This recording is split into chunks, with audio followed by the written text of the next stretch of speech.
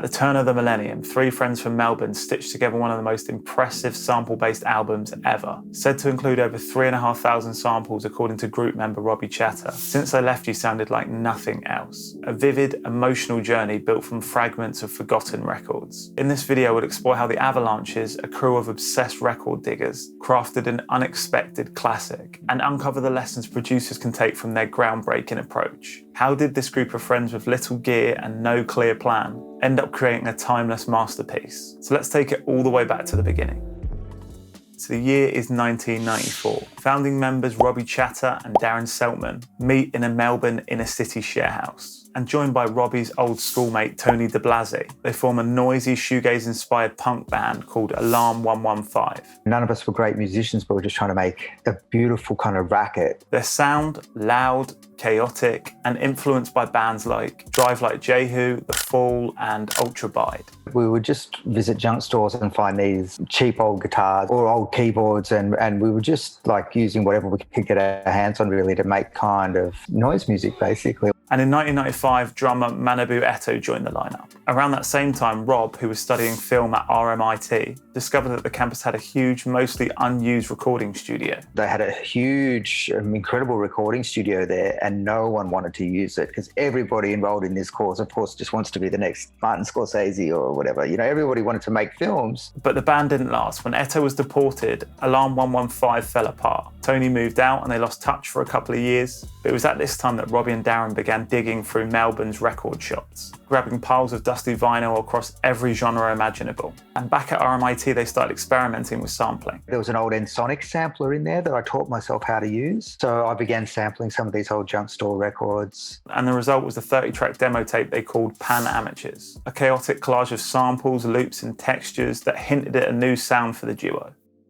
Robbie and Darren were becoming obsessed with texture, sampling everything from lounge records to children's stories, soundtracks to dusty library music. I guess at the same time we were listening to things that were coming out of the States like The Far Side. There was a Dr. Octagon record that we loved. And those records from the States showed them what was possible, that you could build whole worlds from tiny fragments, and that sampling could be incredibly creative. By 1997, they decided to take the project live. They brought back Tony de Blasi, and they added Gordon McQuilton on keys and trumpet. And those early shows were just as chaotic as their music at that time, whilst their names were even more wild. Swinging Monkey Cocks, Quentin's Brittle Bones, and Whoops Down Syndrome. We just chose a name and we said, well, we'll just pick a different name every show, and if one day if we get a record deal, we'll like the name we have that at that show we'll keep. And that's actually what happened. But by gig 5, they'd landed on the name that would stick, the Avalanches. Lifted from a forgotten 1960s surf band with just one album, Ski Surfing with the Avalanches. After a run of chaotic gigs under their new name, the Avalanches signed with Wondergram Records, soon to become Modular, who would release their first EP, El Producto. It was loud, brash, and full of attitude, and Darren Seltman took centre stage as the frontman at this point, where the group felt more like a Beastie Boys-inspired rap act than the sample-based project they'd eventually become. In El Producto, you can hear the Dr. Octagon influence in just the crazy way all the words were put together. So we were very into that at the time. And I even remember when we were mixing El Producto, we kept playing the Dr. Octagon record and trying to make it as big as that. The EP blended jazz loops, turntablism by new recruit Dexter Fabe, and a heavy dose of punkish energy.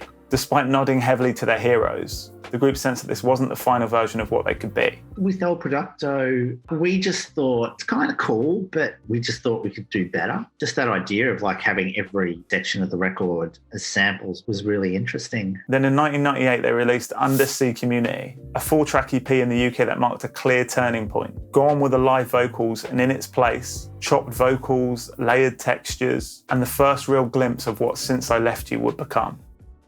It's like this magical moment where we found our own place in the musical universe, and we're like, we're going to make a record that sounds like a lost transmission. When the Avalanches finally began working on their debut album, they weren't trying to make a classic. They just had a clear idea to build something beautiful entirely from records nobody wanted. And at the time, Darren and Robbie set up almost entirely identical home studios, each armed with an Apple G4 Power Mac, an Akai S2000 sampler, a turntable, and a copy of Pro Tools. When they decided they wanted to make an album and we completed a deal with them, I said, well, okay, we'll make a budget available to you to go record a record. And they were like, look, that's really great, but what we really think we need to make the record we want to make is to be able to purchase the equipment that we can then sit in our house and work whatever hours we want, rather than going, okay, you've got like 2 weeks of studio time, and in that time frame you have to create and make your record. They spent hours digging through bargain bins, searching for records that cost next to nothing. We prefer to go on the elusive hunt for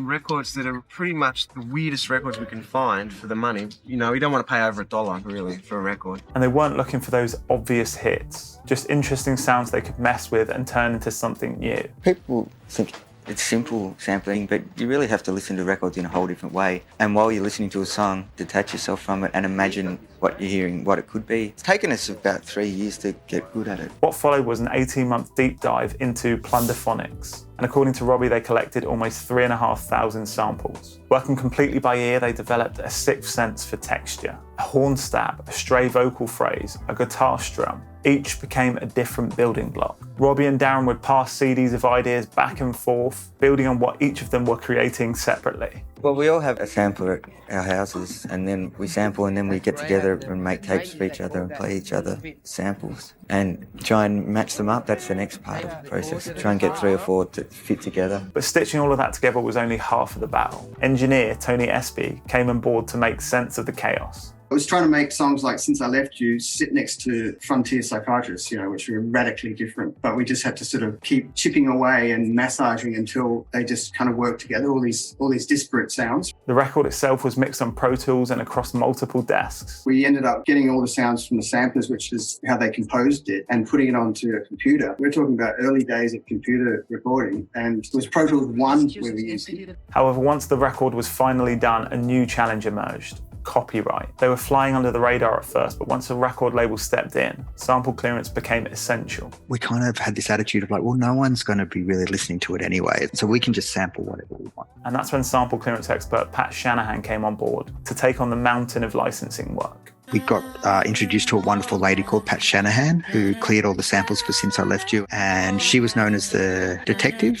She was the first person that said, I'm going to start a business just clearing samples. Some samples like Madonna's Holiday miraculously got cleared, and others just couldn't make the cut, which is why, depending on your region in the world, the album might sound a little bit different. But even with those changes, the end result was still staggering. A truly timeless record, stitched together from the scraps of discarded vinyl. So let's take a closer look at how some of these tracks were actually made. I want to break down 2 of the most iconic moments on the album. The dreamy, emotional title track, Since I Left You, and the chaotic, unforgettable Frontier Psychiatrist. They're completely different in mood, but both show off the Avalanches' unique approach to sampling in the best way. Frontier Psychiatrist is the Avalanches at their most chaotic and their most theatrical. That boy needs therapy. Psychosomatic. That boy needs therapy. Purely psychosomatic. And the track famously uses dozens of samples from all over the place. Movies, spoken word records, comedy skits, and forgotten vinyl oddities. However, nobody knows exactly how many, and to this day, people are still finding more. And here's Robbie Chatter talking about how the track started. That song kicked off with a record called My Way of Life by the Enoch Light Singers, and it was a huge spaghetti western dramatic sample. The loop's made of 2 different 2-bar chops bouncing back and forth.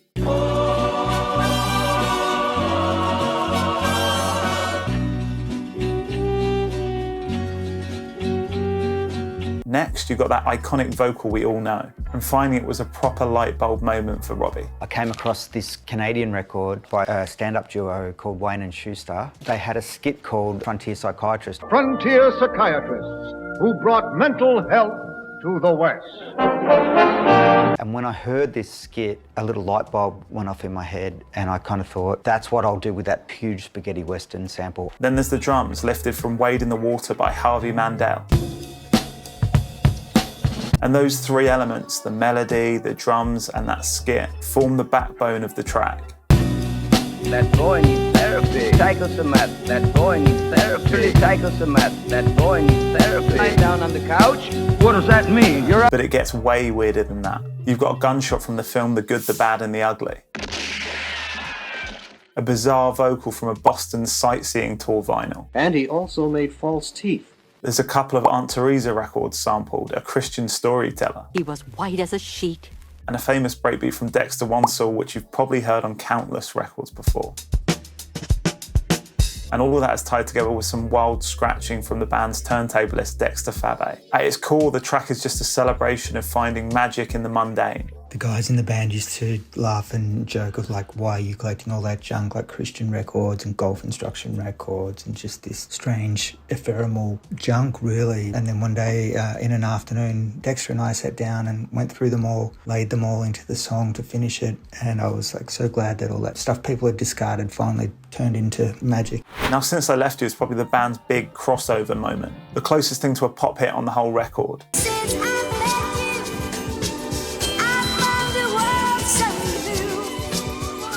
And it's built around this bright, soulful hook, which sounds like it could have been lifted straight off a Motown record. This is a group called The Main Attraction. They never made it big. They had this song called Every Day, which it's kind of like a boring pop song. Since I met you, I found a world so new. I was like massively into Motown records as a kid, so I kind of thought, look, if I sped her voice up, she'll sound a little bit like a young Michael Jackson. So he did just that.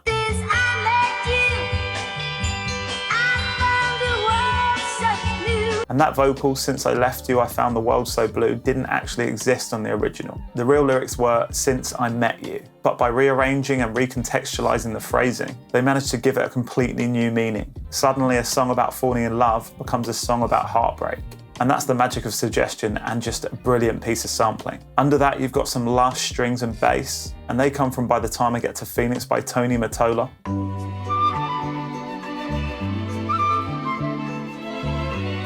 A dreamy loop from The Sky's the Limit by the Duprees. And the drums, they come from Lamont Dozer's Take Off Your Makeup.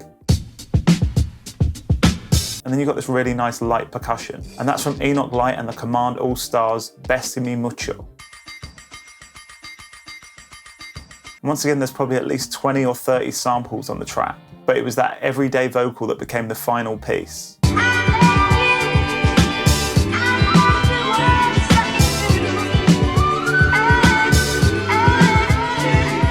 Robbie later said when they put that in, that was the moment they knew they'd actually succeeded in writing a pop song. It's nostalgic, it's bittersweet, and it's proof that even forgotten records can be transformed into something timeless. And if you're watching this and thinking, I want to make a beat right now, but I don't have any samples, here's something that might help. Our new sample pack bundle, The Full Platter, is out now.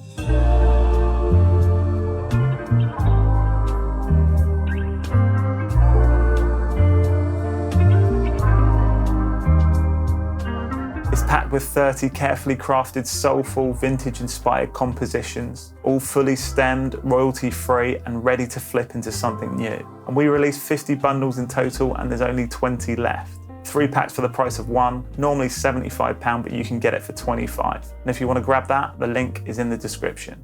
So what can today's producers actually take from how Since I Left You was actually made? It's easy to get caught up in its scale, over 3,000 samples, endless edits, years of back and forth, but the core ideas are surprisingly grounded. And here's a few things that might spark something in your own process. First up, hit up those bargain bins. You don't need rare records. Some of the best sounds come from dusty thrift shop vinyl or forgotten bargain bins.